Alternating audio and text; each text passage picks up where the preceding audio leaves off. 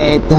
So yun mga tol, magandang tanghali sa inyo lahat. At nandito tayo sa panibagong atmosphere natin mga tol. Dahil nakita na natin ang pinakabago at pinaka-latest ng scooter ng Yamaha. Walang iba kundi ang Yamaha Mio Gravis ngayong 2023. So andito tayo ngayon mga tol sa CDO2 Cycles Motorcycle. Dito lang po yan sa Leopoldo Dacera Sr. Mabuhay Road. Dito lang sa General Santos City. So tara mga tol, ano pang hinihintay natin? Samahan niyo ako at bigyan natin ng magandang review etong scooter ng Yamaha. Let's go! So ito mga tol, ang pinakabago at pinaka-latest ng scooter ni Yamaha. Walang iba kundi ang Yamaha Mio Gravis 2023. At kung makikita niyo mga tol yung almond shape na kanyang inner blue lens. So yan po ang pinakamagandang idinagdag dito kay Gravis. At syempre, meron pa rin niyang blue core, adds more power, less fuel consumption. At dito, meron siyang stop and start system.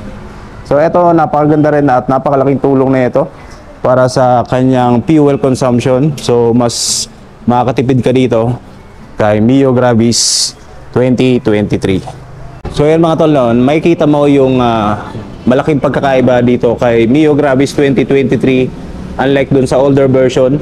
So mas marami na siyang sharp edges sa kanyang mga fairings at dito sa kanyang front fender. So napakalaking pagbabago na ginawa dito ni Yamaha at dito rin sa kanyang handlebar, no. So dun sa older version naka full siya yung kanyang black na lining dito, pero dito mga tolo meron na siyang shape ng B shape. So yan, no, napakaganda. So yun mga tol, simulan natin syempre sa kanyang engine, sa puso ng motor na to. Meron siyang 125 cubic centimeters, air-cooled, 4-stroke, 2-valve, single cylinder, at single overhead cam. Ang motor na to ay kayang mag-produce ng 9.3 horsepower at 8,000 RPM. At yung kanyang torque naman ay nasa 9.5 Nm of torque at 6,500 RPM. So sa kanyang bore and stroke naman mga tol, meron siyang 52.4 mm by 57.9 mm. So yan po ang kanyang bore and stroke. At dito naman tayo sa kanyang compression ratio. Meron siyang 9.5:1. Proceed naman tayo sa kanyang physical appearance, no. At dito natin uunahin sa kanyang itsura, sa kanyang muka at sa kanyang headlight. At kung mapapansin niyo mga tol, meron siyang comparison doon kay Honda Click.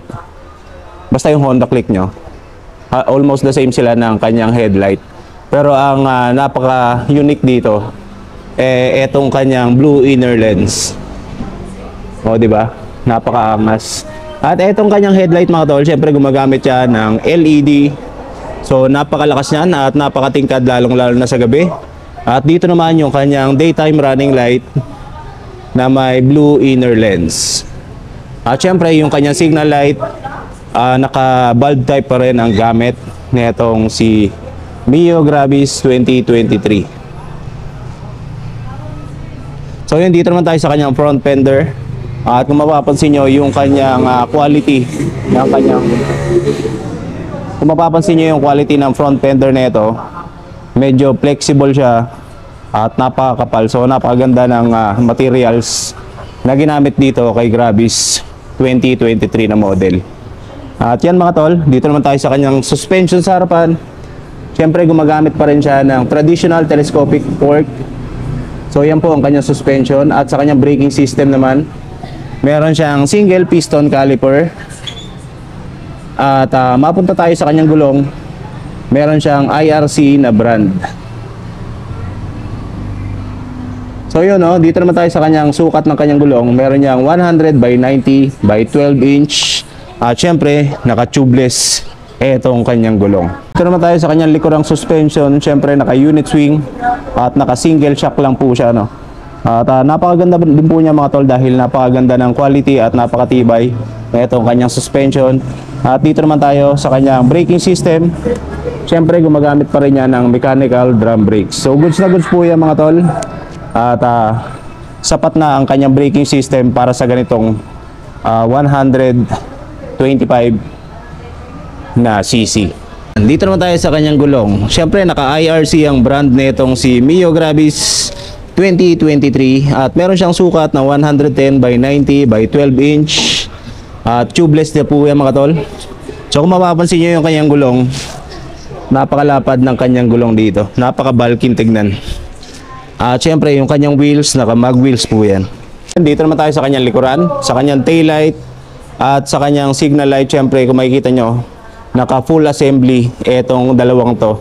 So hindi kayo mababahala na unlike dun sa ibang motor no, na nakalabas yung kanyang signal light.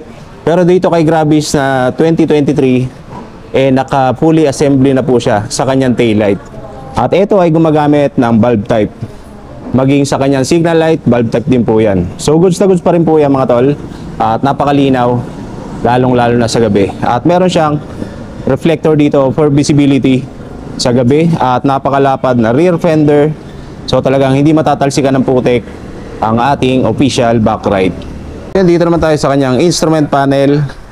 At ito ay naka-digital ang kanyang instrument panel. At meron siyang buttons dito mga tol para ma-access nyo ang kanyang instrument panel. At yun napakaganda ng kanyang instrument panel dito. So very compact yung pagkalagay. At syempre kasama na itong kanyang cover na kanyang handlebar. At meron siyang emblem ng blue core dito. So dito naman tayo sa kanyang switches. Sa kaliwa, meron siyang high beam and low beam, left and right turn signal, at yung kanyang busina. Dito naman sa kabila, meron siyang stop and start system. So eto mga tol, kapag nasa traffic light kayo at naka-red, so within 3 seconds na hindi nyo pinipiga etong kanyang throttle, so automatic magsha-shutdown yung makina nito. At kapag bubuksan nyo na para mapaandar, so ipipiga nyo lang siya ng kakaunti lang para mabuhay ulit ang kanyang makina. At eto meron din siyang hazard light. So napakagandang gamit yan, lalong-lalo na sa mga emergencies. Syempre yung kanyang ignition starter dito rin naka-install. At eto mga tol, etong si Mio Gravis 2023, syempre naka Yamaha Motorcycle Connect etong motor na to. So pwede nyo siyang i-connect sa inyong cellphone para ma-monitor nyo ang battery, ang fuel consumption, ang oil, lahat, para mas maalagaan yung maigi etong Mio Gravis 2023 ng Yamaha. At eto meron po siyang charging port. So bibilan nyo pa siya ng adapter para sa USB ready no.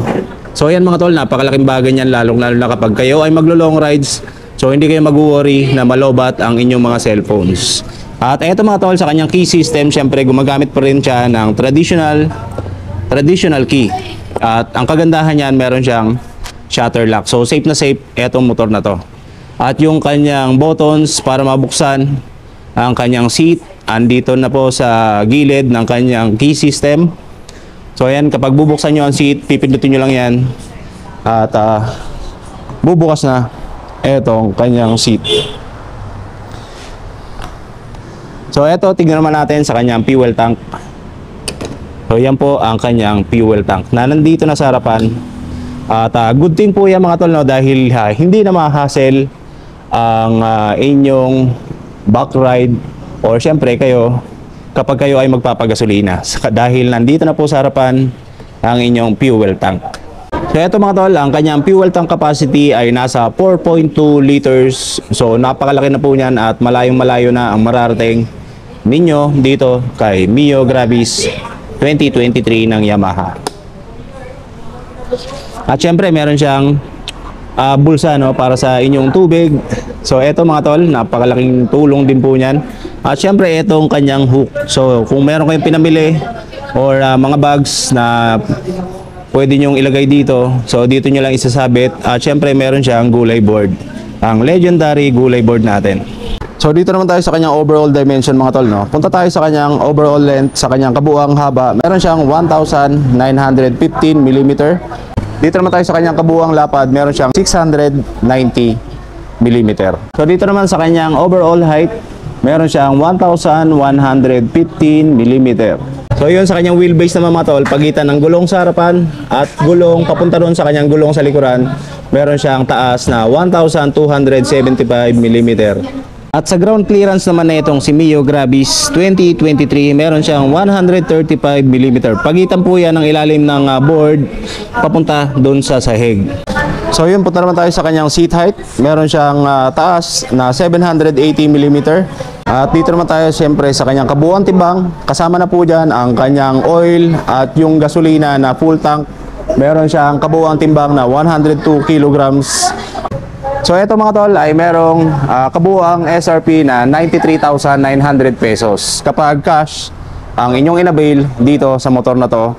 At kapag installment naman, meron siyang down payment na 9,400 pesos. 1 year naman mga tol, no? Meron siyang monthly amortization na 9,459 pesos. 3 years, 3 taon.